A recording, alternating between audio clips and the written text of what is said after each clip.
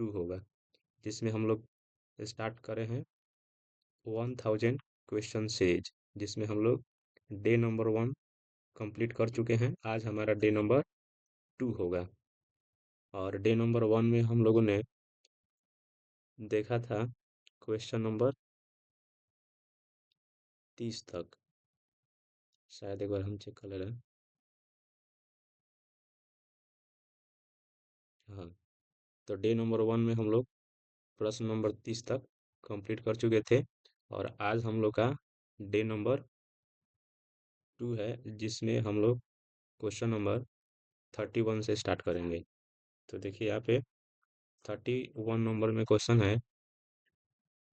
एक मिनट। हाँ, 31 में दिया है प्रश्न कि सिंधु सभ्यता में गोदी बारा का प्रमाण कहाँ से मिला है। यानी आपको बताना है कि सिंधु घाटी सभ्यता में गोदी बारा, इसी को डॉकयार्ड भी बोला जाता है, इसका साक्ष्य कहाँ से मिला है। ऑप्शन ए में है लोथल, बी में है कालीबंगा, और सी में है राखीगढ़ी, और डी में है बनावली। तो इसका जो राइट आंसर होगा वो हमारा होगा ऑप्शन नंबर ए, यानी कि लोथल। यानी गोदीबारा का साक्ष्य कहाँ से मिला है, लोथल से। और लोथल किस नदी के किनारे बसा हुआ है, इसको भी याद कर लीजिएगा। तो भोगवा नदी के किनारे। चलिए, नेक्स्ट हमारा क्वेश्चन है क्वेश्चन नंबर 32। 32 जो क्वेश्चन है, कह रहा है कि किस सिंधु स्थल से सूती कपड़े के साक्ष्य मिले हैं। यानी सिंधु घाटी सभ्यता का वो कौन सा स्थल था, जगह था, जहाँ से सूती कपड़े का साक्ष्य, या फिर आपको कहीं कहीं आता है कपास, चाहे चाहे आपसे कहे सूती कपड़ा का साक्ष्य या फिर कहे कपास, दोनों बात एक ही तरह से मानिएगा।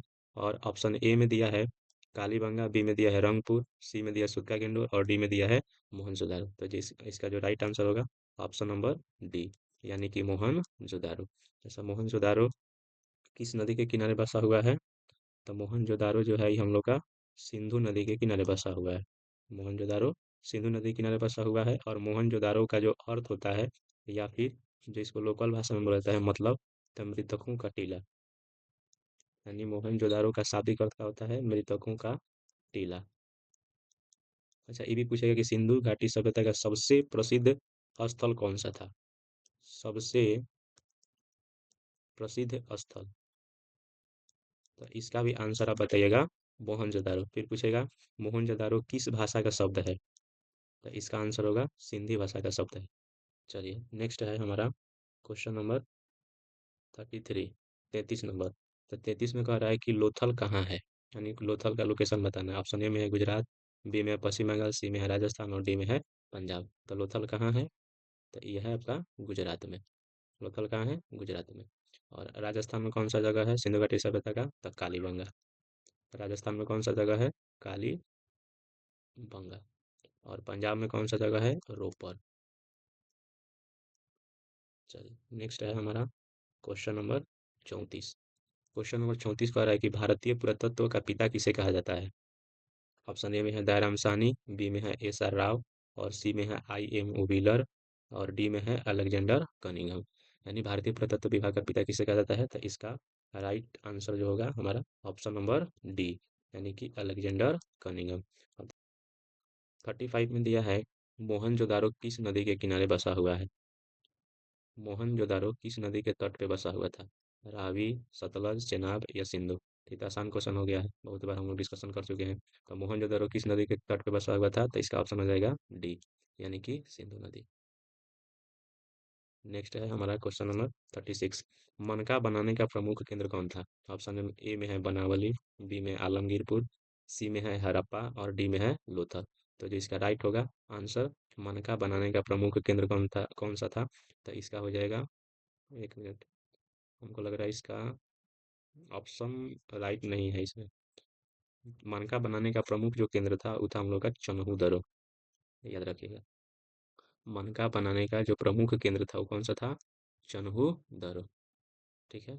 आलमगीरपुर जो था, ये सिंधु घाटी सभ्यता का पूर्वी विस्तार था। पूरब में जो घाटी सभ्यता था वो कहाँ तक फैला था, आलमगीरपुर में।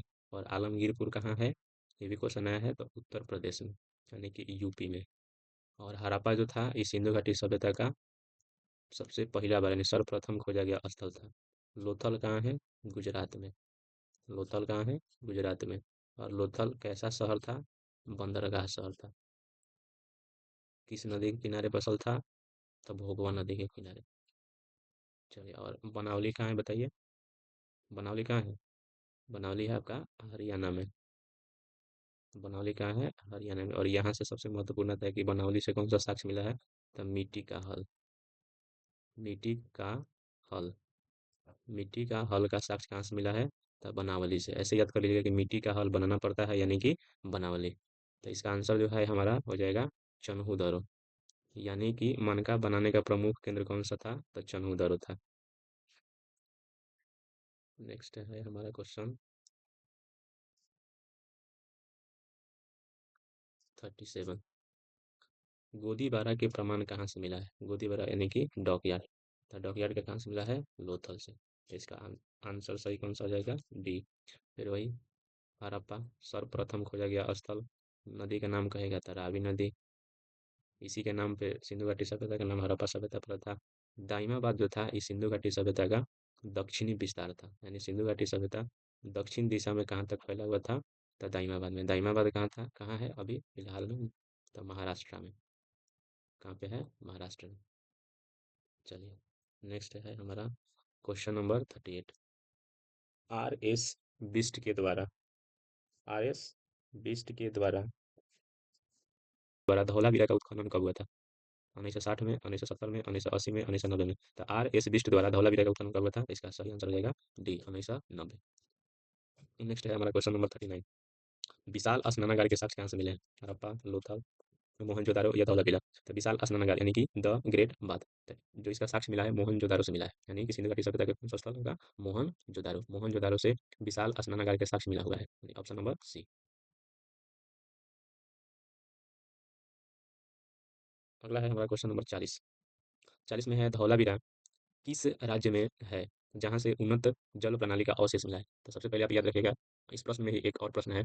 पूछेगा कि सिंधु घाटी सभ्यता का वह कौन सा स्थल था जहाँ से उन्नत जल प्रणाली का साक्ष्य अवशेष मिला है? तो आंसर होगा आपका धौलावीरा। लेकिन यहाँ पे क्वेश्चन दिया है कि धौलावीरा किस राज्य में है? पंजाब में है, गुजरात में है, राजस्थान में है या उत्तर प्रदेश में है? तो इसका राइट आंसर होगा धौलावीरा कहाँ है? तो धौलावीरा आपका हो जाएगा, देखिए राजस्थान में नहीं होगा, उत्तर प्रदेश में नहीं होगा, गुजरात में नहीं होगा, यानी कि हो जाएगा आपका पंजाब। धौलावीरा कहाँ है? पंजाब में। नेक्स्ट है 42 नंबर क्वेश्चन। हड़प्पा सभ्यता का विस्तार पूर्व में कहाँ तक था? मांडा, दाइमाबाद, सूत्का गिंडोर। सूत्का गिंडोर इसको पढ़ेंगे आलमगीरपुर। तो सिंधु घाटी सभ्यता का पूर्व में जो विस्तार था वो था हम लोग का आलमगीरपुर यानी कि उत्तर प्रदेश। आलमगीरपुर उत्तर प्रदेश। और सूत्का गिंडोर जो था ये सिंधु घाटी सभ्यता का पश्चिमी विस्तार था। कौन था? कौन सा विस्तार था? पश्चिमी विस्तार। और दाइमाबाद जो था ये हम लोग का दक्षिणी विस्तार था। यानी कि सिंधु घाटी सभ्यता का सबसे दक्षिण जो हिस्सा था, दक्षिणतम बिंदु ये था दाइमाबाद। और मांडा जो था ये उत्तरी विस्तार था। उत्तर में सिंधु घाटी सभ्यता मांडा तक फैला था। और मांडा कहाँ है? जम्मू कश्मीर में।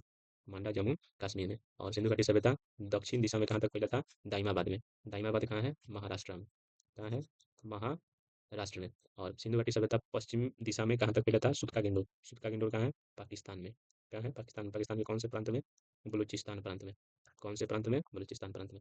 और सिंधु घाटी सभ्यता का विस्तार पूर्व में पूछ रहा था। इसका आंसर कौन सा हो जाएगा? आलमगीरपुर उत्तर प्रदेश। और पूछेगा कि सिंधु घाटी सभ्यता का आकृति कैसा था?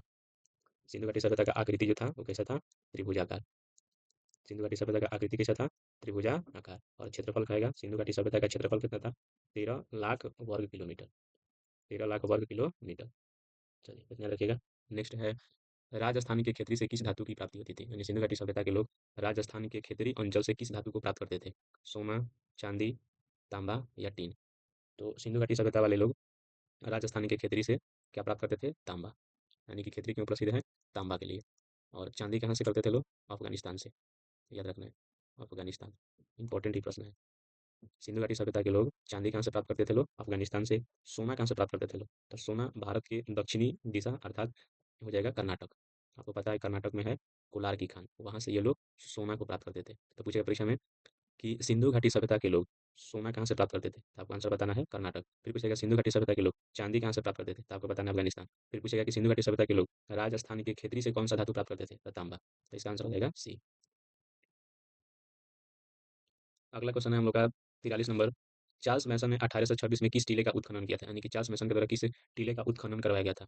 कालीबंगा, लोथल, हड़प्पा या मोहनजोदारो। तो चार्ल्स मैसन ने 1826 में किस टीले का उत्खनन करा था? तो इसका आंसर हो जाएगा हम लोग का 1 मिनट।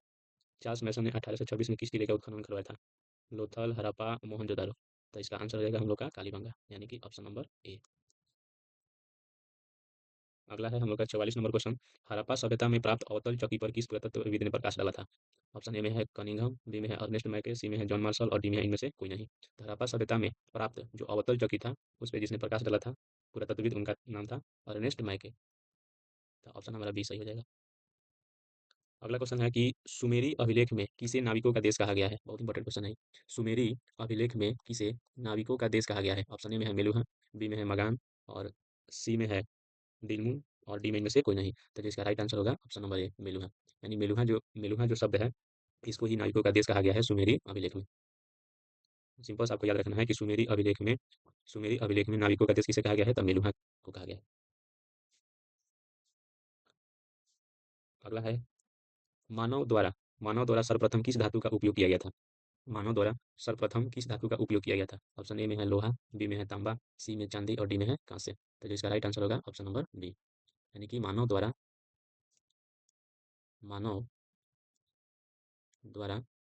सर्वप्रथम उपयोग, अगर पूछेगा कि मानव द्वारा सर्वप्रथम उपयोग किया जाने वाला धातु कौन सा था, तो आंसर बताना है तांबा। और पूछेगा कि किस जानवर को मानव द्वारा सबसे पहला बार पालतू बनाया गया था, तो उसका नाम है कुत्ता। यानी कुत्ता को पालतू सबसे पहला बार मानव द्वारा बनाया गया था। फिर पूछेगा कि मानव द्वारा सर्वप्रथम किस प्रकार का जो हथियार था, उसको उपयोग में लाया गया था? कौन सा औजार बनाया था मानव द्वारा सबसे पहली बार बनाया गया औजार कौन सा था? औजार। तो इसका हो जाएगा कुल्हाड़ी। नेक्स्ट है हम लोग का क्वेश्चन नंबर 47। सुरतुघई नामक हड़प्पा स्थल कहाँ स्थित है? यानी सुरतुघई कहाँ है ये आपको बताना है। पंजाब में, गुजरात में, राजस्थान में, अफगानिस्तान में। तो जो इसका राइट आंसर होगा ऑप्शन नंबर डी। देखिए अफगानिस्तान में दो गो जगह है जो कि मिला हुआ है, इसको याद कर लीजिएगा। अफगानिस्तान में कौन कौन सा जगह मिला हुआ है? तो दो गो है, वेरी इंपॉर्टेंट। एक नंबर है आपका सुरतुघई, सुरतुघई। और जो दूसरा का है उसका नाम है मुंडी काक, मुंडी काक। यही दो जो स्थल है सुरतुघई और मुंडी काक, ये कहाँ से मिला था? अफगानिस्तान से। है कहाँ? ये अफगानिस्तान में। अगला है हम लोग का मेसोपोटामिया के लेख में मेलुहा किसे कहा गया है? जस्ट अभी हम लोग पीछे पढ़े थे कि सुमेरी अभिलेख में नाविकों का देश किसे कहा गया है, तो वहां पे हम लोग का आंसर हुआ था मेलुहा। अब इसमें क्वेश्चन में है कि मेसोपोटामिया के लेख में या सुमेरी अभिलेख में जो ये मेलुहा मेलुहा था, जिसे नाविकों का देश बोला गया था, तो आखिर मेलुहा जो है ये नाविकों का देश कहा गया, तो वो कौन सा क्षेत्र था, माने किन लोगों को बोला गया था? यानी ऑप्शन ए में है बहरीन, बी में है ओमान, सी में है मिस्र और डी में है हड़प्पाई क्षेत्र। तो जो हड़प्पाई क्षेत्र के लोग थे, यानी जो हड़प्पा के लोग थे, उन्हीं लोगों का जो नाम था वो मेसोपोटामिया के लेख में मेलुहा लिखा गया था और इसी को बोला गया था नाविकों का देश। अर्थात नाविकों का जो देश था वो हड़प्पाई क्षेत्र के लोगों को ही बोला गया था, यानी हड़प्पा क्षेत्र के लोगों के लिए ही मेलुहा शब्द का इस्तेमाल हुआ था। किस अभिलेख में? मेसोपोटामिया के अभिलेख में। और मेलुहा को ही नाविकों का देश कहा गया है, यानी हड़प्पाई क्षेत्र के लोग ही थे, नाव बनाने में का थे, माहिर थे, इसलिए इन लोगों को एक उपनाम दिया गया था नाविकों का देश। अगला है हम लोग का 48, देख लिया 49। फयांस से बने लघु पात्र जो संभवतः सुगंधित द्रव्यों के पात्रों के रूप में प्रयुक्त होते थे, कहाँ मिले हैं? तो सबसे पहले आप याद कर लीजिएगा कि फयांस जो है एक प्रकार का लघु पात्र है, जो क्या करता है, तो सुगंधित द्रव्यों को एकत्रित करता है, यानी उसमें रखा जाता है। अभी पूछ रहा है कि इसका साक्ष्य कहाँ से मिला है? ऑप्शन ए में है हड़प्पा, बी में है मोहनजोदारो, सी में है कालीबंगा और डी में है ए और बी दोनों। यानी ए में है हड़प्पा और बी में है मोहनजोदारो। तो जिसका राइट आंसर होगा ऑप्शन नंबर डी, ए और बी दोनों, यानी कि हड़प्पा भी और मोहनजोदारो भी।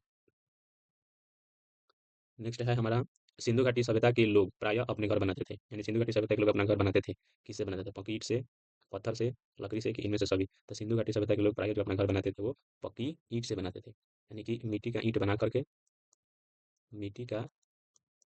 करके वो लोग या तो धूप में सुखाते थे लोग, धूप में सुखाते थे लोग, या फिर आग में पकाते थे लोग, आग में पकाते थे लोग, तब उसे घर बनाते थे। नेक्स्ट है हमारा कि 51 नंबर क्वेश्चन है। 1 मिनट, 49 हो गया है, 50 हो गया है, 51। सबसे लंबे हड़प्पा शिलालेख में कितने चिन्ह हैं? वेरी इंपॉर्टेंट क्वेश्चन, याद रखना है। सबसे लंबे हड़प्पा शिलालेख में कितने चिन्ह हैं? ऑप्शन ए में है 6, बी में है 12, सी में है 26 और डी में है 16, सॉरी, सी में है 16 और डी में है 24। तो जिसका राइट आंसर होगा ऑप्शन नंबर डी, यानी सबसे लंबे हड़प्पा शिलालेख में कितने चिन्ह हैं पूछेगा, तो आंसर बताना आपको 24। नेक्स्ट है हमारा, हड़प्पाई मुहर पर कनिंघम ने कब अपना रिपोर्ट दिया था? हड़प्पाई मुहर पर कनिंघम ने कब रिपोर्ट दिया था? 1856 में, 1875 में, 1921 में, 1922 में?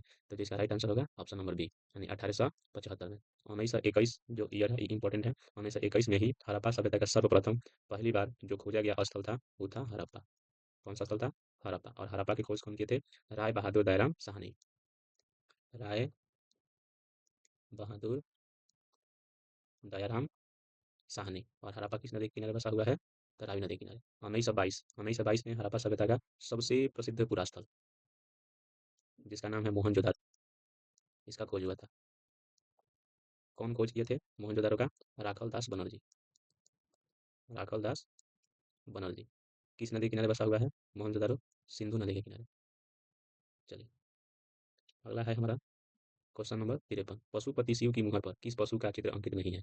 बाघ का, हिरण का, भैंस का, सांड का? तो बाघ का था, हिरण का था, भैंस का था और सांड का नहीं था। तो ऑप्शन हमारा सही हो जाएगा डी। अगला है हमारा क्वेश्चन 54 नंबर। तौलने की इकाई के रूप में सिंधुवासी किस अंक या उसके गुणक का व्यवहार करते थे? 4 का, 8 का, 12 का या 16 का? तो जिसका राइट आंसर होगा ऑप्शन नंबर डी, यानी तौलने की इकाई के रूप में सिंधुवासी 16 का अंक या उसके गुणक का व्यवहार करते थे। तो ऑप्शन नंबर डी सही हो जाएगा। अगला है 55 नंबर क्वेश्चन 55। सिंधु घाटी सभ्यता की सबसे विशिष्ट पूरा वस्तु क्या है? विशिष्ट यानी कि स्पेशल। मिट्टी की मूर्तियां, धातु के सामान, मनके या मुहर? तो इसका राइट आंसर हो जाएगा मुहर। फिर पूछेगा कि मुहर किस चीज़ का बना होता था? तो याद रखना है सेल खड़ी का। मुहर किससे बनाया जाता था? सेल खड़ी से बनाया जाता था। अगला है 56। हड़प्पा सभ्यता डैश सभ्यता थी, यानी हड़प्पा सभ्यता किस प्रकार की सभ्यता थी? नगरीय थी, ग्रामीण थी, कि नगरीय ग्रामीण दोनों थी, कि इनमें से कोई नहीं? तो हड़प्पा सभ्यता एक प्रकार का नगरीय सभ्यता था। तो ऑप्शन नंबर ए सही हो जाएगा। नेक्स्ट है हमारा 57। सिंधु घाटी सभ्यता में शंख की प्राप्ति का स्रोत था, यानी सिंधु घाटी सभ्यता के लोग शंख कहाँ से प्राप्त करते थे? नागेश्वर, बालाकोट, ए और बी दोनों, इनमें से कोई नहीं? तो इसका राइट आंसर हो जाएगा हमारा सी, ए बी दोनों, यानी नागेश्वर से भी करते थे और बालाकोट से भी। नेक्स्ट है हमारा 58। सिंधु घाटी सभ्यता में हाजा पक्षी संबंधित था। हाजा पक्षी जो था वो मोर से संबंधित था, यानी ऑप्शन नंबर ए सही हो जाएगा। अगला है हमारा कि सिंधु सभ्यता में वैसे महिलाएं और पुरुषों को क्या कहा जाता था जिन्हें जादुई तथा इलाज करने की शक्ति होती थी, और साथ ही दूसरी दुनिया से संपर्क साधने का दावा भी वे लोग करते थे? ऑप्शन ए में है शमन, बी में है वमन, बी में है बमन और सी में है मातृ देवी और डी में इनमें से कोई नहीं? तो जो इसका राइट आंसर होगा ए होगा, यानी कि शमन।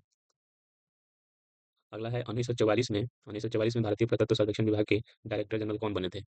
तो जस्ट पीछे बताए थे हम। तो इसका ऑप्शन ए में है REM व्हीलर, बी में है अलेक्जेंडर कनिंघम, सी में है जॉन मार्शल और डी में है RD साहनी? तो जिसका राइट आंसर होगा option number A, REM wheeler. यानी कि 1944 में भारतीय प्रत्युत्तर सर्वेक्षण विभाग के डायरेक्टर जनरल कौन बने थे? REM व्हीलर बने थे। और भारतीय प्रत्युत्तर सर्वेक्षण विभाग के जनक कौन थे? जनक कहा जाता sir Alexander Cunningham. John Marshall कब बने थे? 1924 में भारतीय प्रत्युत्तर विभाग सर्वेक्षण का डायरेक्टर जनरल बने थे, 1924 में। 1924 में भारतीय पुरातात्विक सर्वेक्षण विभाग के डायरेक्टर जनरल कौन था? देखिए क्या, तो इसका आंसर कौन सा रहेगा? सी, जॉन मार्शल।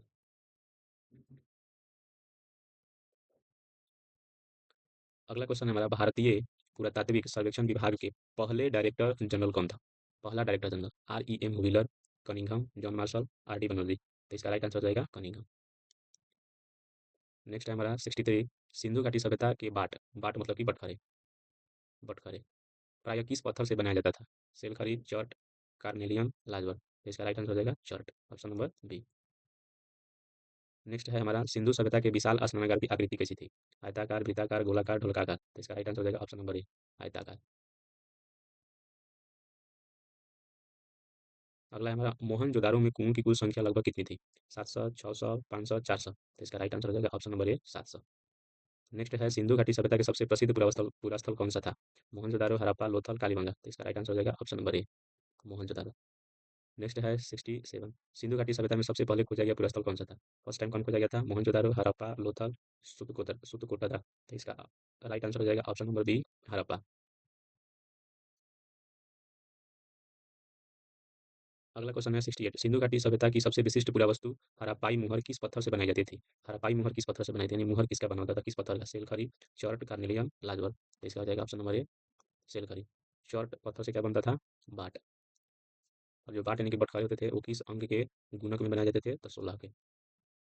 अगला है सिंधु घाटी का काल यानी कि समय का निर्धारण डैश के बीच किया गया था, यानी कब से कब माना जाता है? 2600 BC से 1900 BC, 1500 BC से 600 BC, 1500 BC से 100 BC, इनमें से कोई नहीं। तो इसका राइट आंसर हो जाएगा ऑप्शन नंबर ए, 2600 BC से 1900 BC। अगला है 70, सिंधु घाटी सभ्यता में बाजरे के दाने के साक्ष्य के रूप में कहाँ से मिला है? यानी सिंधु घाटी सभ्यता में बाजरा का जो दाना है, इसका साक्ष्य कहाँ से मिला है? बाजरा के दाना का साक्ष्य गुजरात, राजस्थान, हरियाणा, उत्तर प्रदेश। तो इसका right answer option A, Gujarat से मिला हुआ है। अगला है मिट्टी से बने हल के प्रतिरूप का साक्ष्य कहाँ से मिला है? मिट्टी का हल कहाँ से मिला है? बनावली हरियाणा से, चोलिस्तान के कई स्थलों से, कालीबंगा राजस्थान से, ए बी दोनों से। तो इसका राइट हो जाएगा आंसर ऑप्शन ए, हरियाणा से। मिट्टी का हल का साक्ष्य कहाँ से मिला है? बनावली हरियाणा से। नेक्स्ट है जुते हुए खेत का साक्ष्य कहाँ से मिला है? कालीबंगा राजस्थान, बनावली हरियाणा, धौलावीरा गुजरात, लोथल गुजरात। सबसे पहले आपको याद कर लेना है कि कालीबंगा कहाँ है? राजस्थान में। बनावली कहाँ है? हरियाणा में। धौलावीरा कहाँ है? गुजरात में। लोथल कहाँ है? गुजरात में। और यहाँ से कह रहा है आपका क्वेश्चन कि जुते हुए खेत का साक्ष्य कहाँ से मिला है? तो ये मिला है हम लोग का ऑप्शन नंबर ए, यानी कि कालीबंगा। तो आज हमारा चैप्टर नंबर 1 का 72 most important most important question समाप्त हुआ। नेक्स्ट वीडियो में हम लोग अगले चैप्टर का देखेंगे।